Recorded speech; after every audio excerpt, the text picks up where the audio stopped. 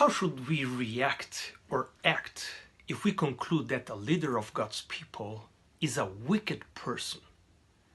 There is a difficult question, very complicated.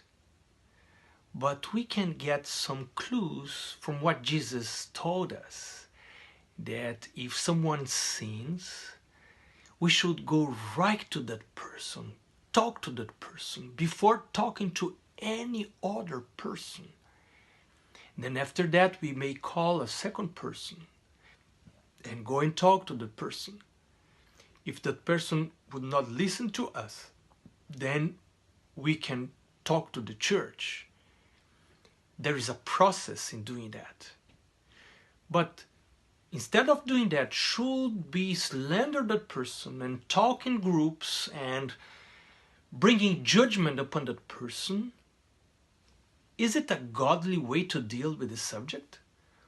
Or should we wait for the right place, the right venue, the right moment established by God and by the church policies to deal with that problem?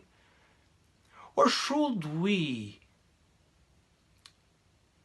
think that we ourselves are sinners and we may be misjudging the person? I don't know, maybe. But interesting enough, what happened here in Numbers 12, when Miriam and Aaron started to speak against Moses because of his wife. It was prejudice. It was some cultural issue going on here, because there was an ethnic and racial prejudice, and they started to speak against Moses and saying, is only the Lord speaking through him?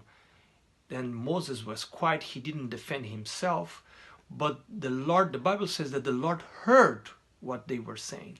As the Lord hears what we are saying, everything we say, the Lord hears. And then the Lord called the three of them, Moses, Miriam, and Aaron. And the Lord said, why then were you not afraid to speak against my servant Moses? And the Lord departed from them. And as soon as the Lord departed, Miriam was leper.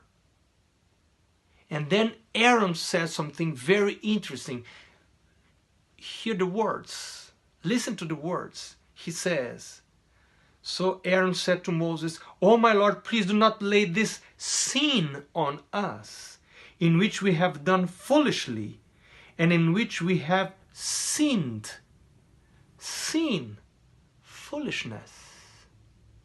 What is it to speak against a leader of God's people?